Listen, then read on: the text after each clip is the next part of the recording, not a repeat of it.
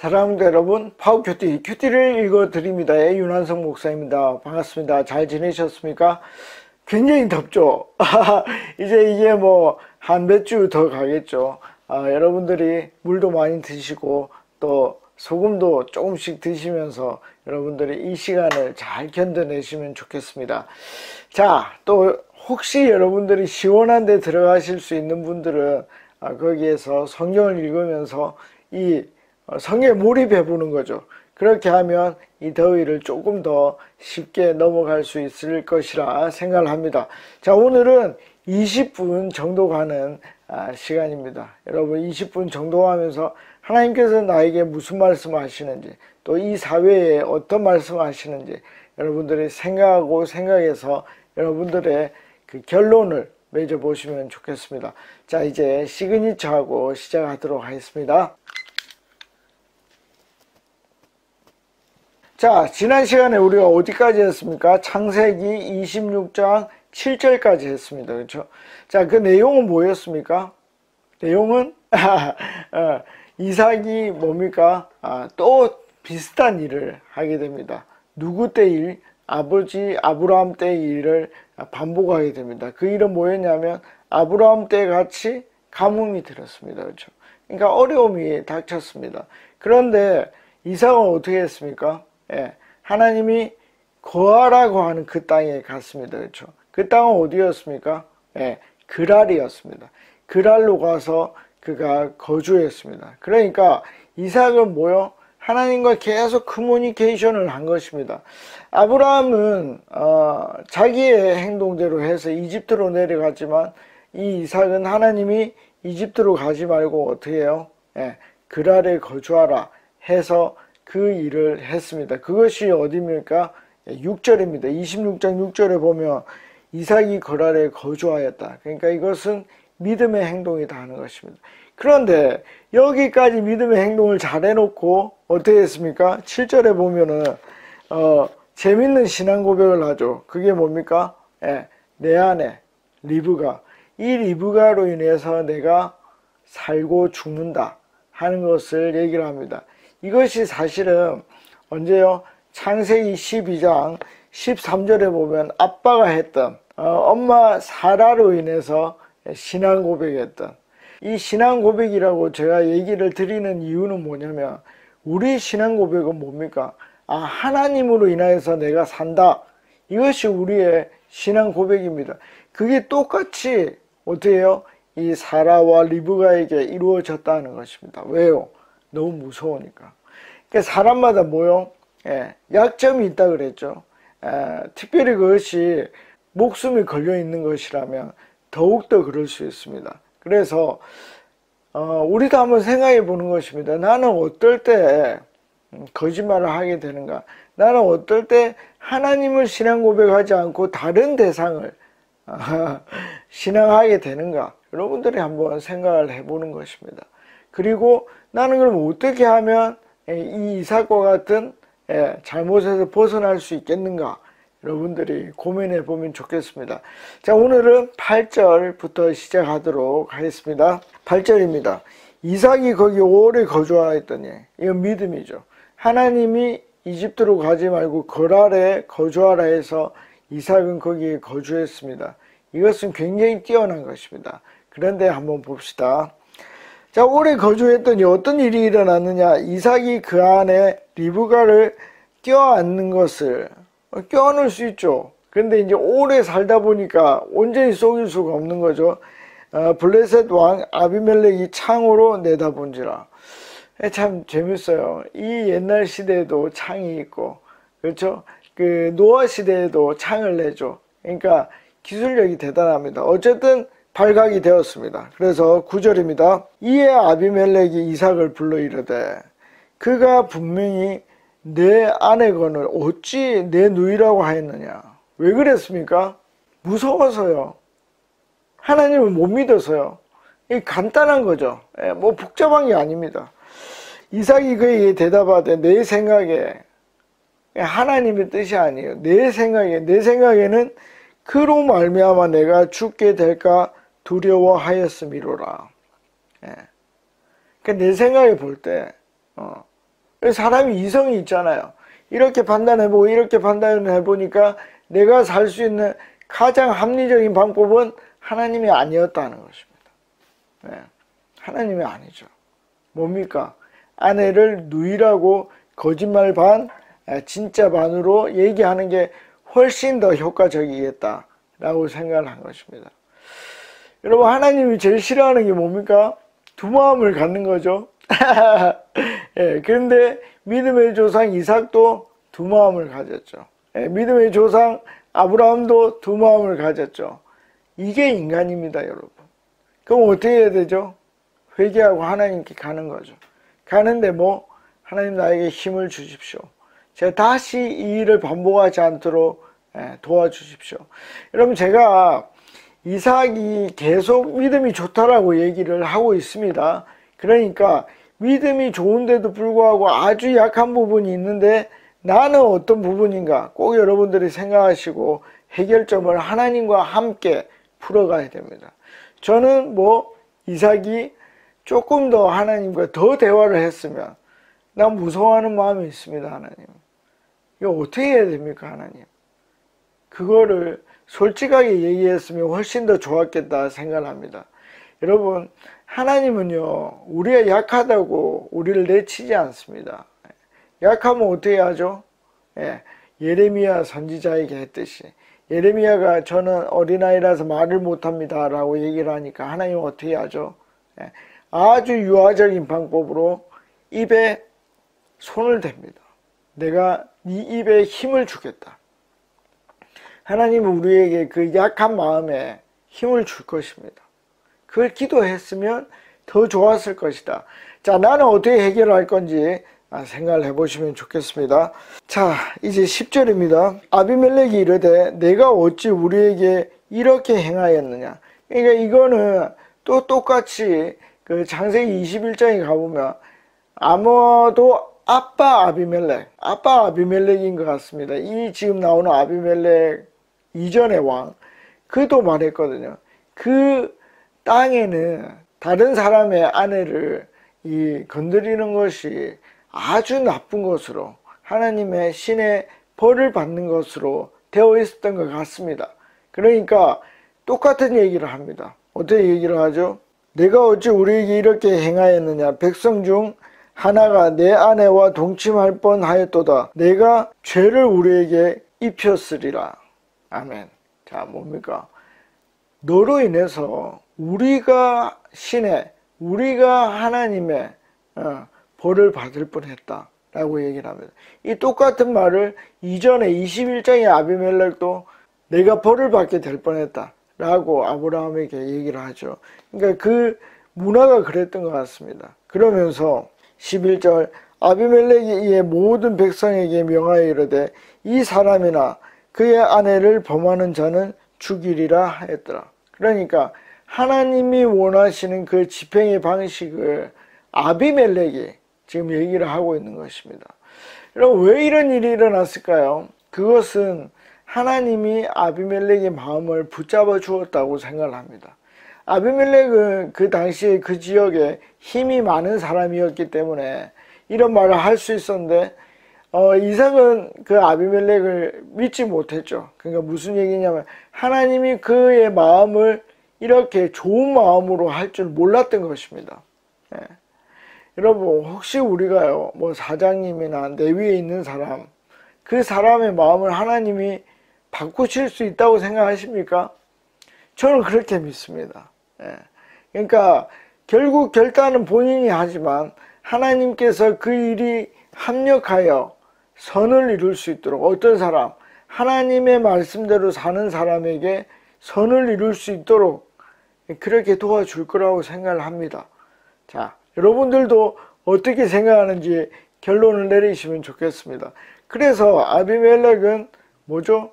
이삭이 두려워했던 것과 전혀 다른 결론을 내렸습니다. 뭡니까? 이 여자를 건드리지 마라. 이삭의 아내를 건드리지 마라. 그러면 나는 죽음으로 그 죄를 물을 것이다 라고 얘기를 한 것입니다. 여러분, 조금 여유를 가지고 하나님이 어떻게 하시는지 보는 것도 굉장히 좋은 믿음의 성장의 방법이라고 생각을 합니다. 자, 다음 구절로 넘어가 보겠습니다. 자, 12절입니다. 이삭이 그 땅에서 농사하여 그 해에 100배나 얻었고 여호와께서 복을 주심으로. 아멘. 13절까지 한번 볼까요? 그 사람이 창대하고 왕성하여 마침내 거부가 되어, 자, 부자가 되었다는 것입니다. 아주 큰 부자가 되었다. 자, 그러면 여러분 생각을 한번 해봅시다.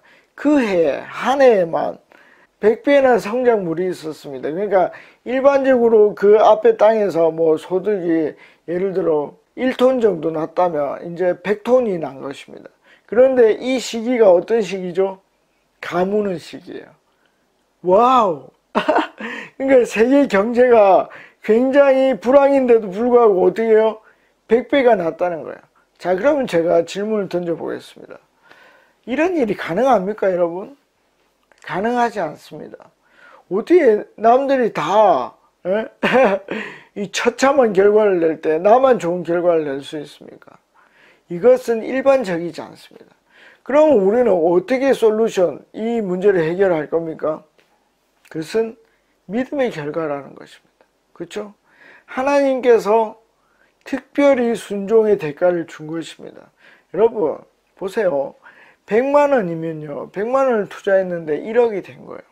그 1억을 투자하면 어떻게 되죠? 100억이 된 거죠. 100억을 투자했으면 1조가 되는 거예요. 그게 100배예요, 100배. 엄청난 겁니다. 여러분, 하나님께서 우리에게 주시고자 하는 것은 이런 겁니다. 30배, 60배, 100배.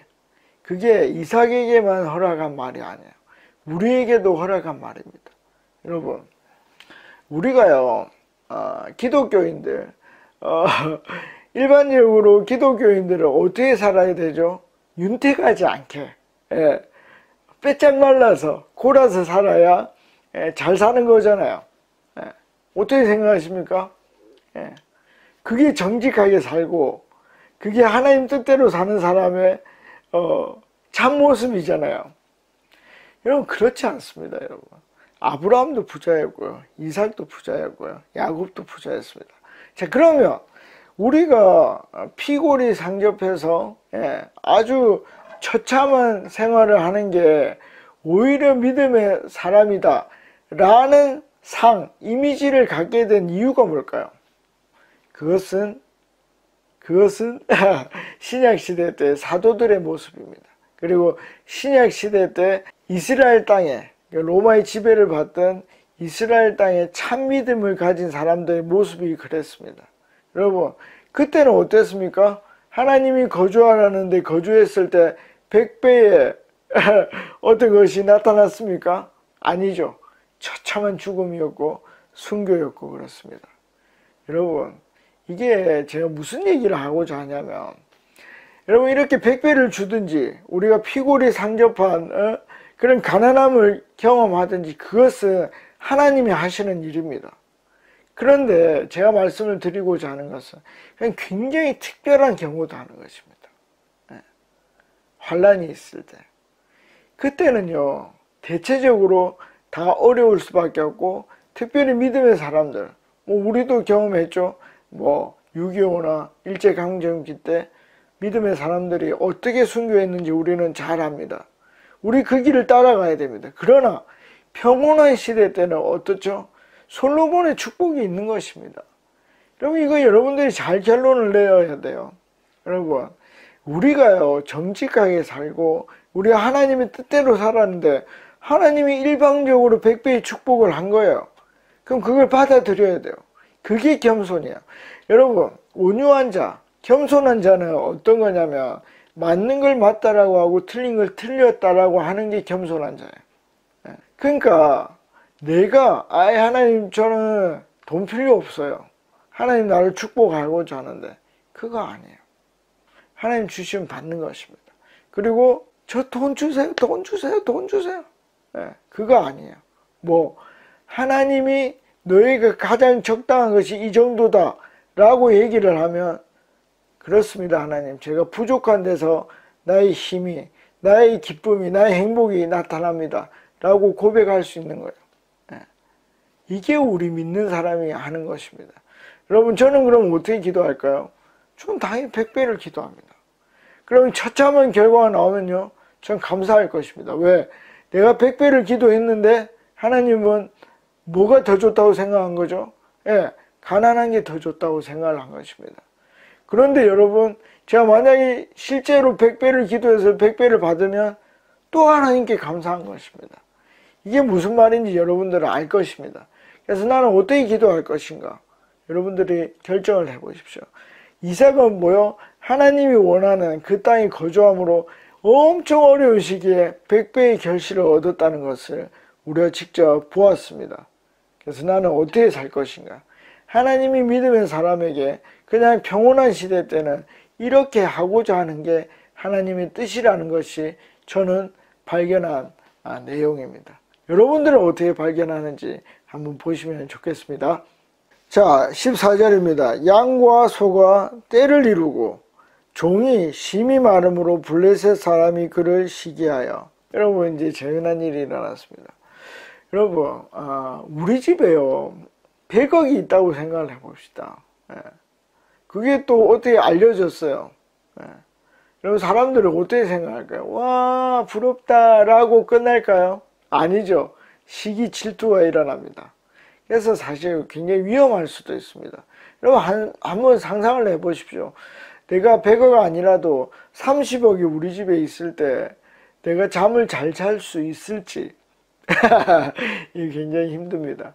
그래서 뭐 연예인들도 보면 돈이 갑자기 많아지면, 유명해지면 여러 사람들이 달라듭니다. 그게 똑같은 이치입니다. 그래서 그 축복과 함께 뭐 이삭이 어떻게 해요? 시기 질투를 받았다. 그럼 나는 그 시기 질투 때문에 하나님의 축복을 안 받을 것인가? 저는 그렇게 생각하지 않습니다. 기도하는 거죠. 하나님, 이런 어려움에 처했습니다. 하나님이 주셨으니 저에게 또 지혜를 허락해 주십시오. 저는 그렇게 기도할 것입니다. 여러분들은 여러분들이 성경에서 발견한 대로 하시면 되겠습니다. 자, 15절입니다. 그 시기의 결과, 그 아버지의 아브라함 때 그 아버지의 종들이 판 모든 우물을 막고 흙으로 메웠더라. 아멘. 이게요, 여러분, 지혜예요. 여러분, 그 100배의 결실의 원인이 뭡니까? 물이 있었던 거죠. 우물이. 그러니까 원인을 차단한 것입니다. 여러분, 어떤 질병이 있을 때 우리가 대증 치료를 할 수 있습니다. 뭐 열이 나면 열을 떨어뜨리고, 기침을 하면 기침 안 나는 약을 주고, 가래가 있으면 가래를 끓지 않는 그런 약을 줍니다. 그런데 제일 상책은 뭐죠? 예, 원인을 제거하는 것입니다. 자, 여러분, 이 사람들이 이삭이 왜 축복받았는지 모르겠죠. 하나님이 축복을 받았는지 모릅니다. 그러니까 가장 큰 원인, 우물을 막은 것입니다. 너무 똑똑한 일입니다. 그러니까 여러분, 성경을 읽으면서 이런 쾌감이 있어야 돼요. 와, 얘들 진짜 머리 좋다. 그러면 이 머리를 하나님이 어떻게 깨실까요? 놀랍습니다, 여러분. 16절입니다. 아비멜렉이 이삭에게 이르되 내가 우리보다 크게 강성한즉 우리를 떠나라. 이제 떠나라고 가시합니다. 여러분, 어떤 집이 맛집이에요. 그래서 대박이 났어요. 근데 주인이 어떻게 해요? 그 업체를 나에게 넘겨라. 그리고 너는 나가라. 그렇게 되면 어떻게 됩니까? 그럼 다른 데 가면 또 잘 됩니까? 그렇게 안 되는 경우 너무 많죠. 그러니까 뭐 예를 들면 홍대에서 잘 되고 또 연신내에서 잘 되면 계속 세입자들은 옮겨갈 수밖에 없는 거고, 그럼 그때마다 잘 되어야 됩니다. 그게 될까요? 이거 원인을 찾아내는데 쉽지 않습니다. 떠나라고 얘기를 했습니다. 그럼 이삭은 어떻게 될까요? 봅시다. 17절. 이삭이 그곳을 떠나 그랄 골짜기에 장막을 치고 거기 거류하며. 여러분, 이삭이 무서워서 떠났을까요? 그럴 수도 있습니다. 그런데 저는 나중에 나오는 구절 때문에 무서워서 떠났다고 생각하지 않습니다. 왜냐하면 이삭이 하나님을 경험했거든요. 자, 오늘 여기까지밖에 할 수 없겠는데, 이삭이요, 뭘 경험했죠? 아, 하나님은 아비멜렉의 마음을 바꿀 수 있는 분이구나. 내 생명을 좋게 변화시킬 수 있는 분이구나 라고 생각을 합니다. 그러니까 이제 어떻게 하겠습니까? 네, 그 땅을 떠날 수 있는 것입니다. 왜? 하나님이 떠나게 하시면 떠난 곳에서 잘되게 하실 것이다. 네, 어떻게 잘되게 하실까요? 여는 곳마다 장사 잘되게 하실까요? 저는 그렇게 믿습니다. 그 사람들 원인 제거로 우물을 다 막았습니다. 그러면 그 메마른 땅에 파는 곳마다 우물이 터질까요? 우리 잘 한번 생각해 보시고 기도해 보시고 성경을 읽어 보십시오. 어떤 결론이 나는지 굉장히 재미난 결론이 날 것입니다. 다음에 뵙겠습니다. 안녕히 계십시오. 파워.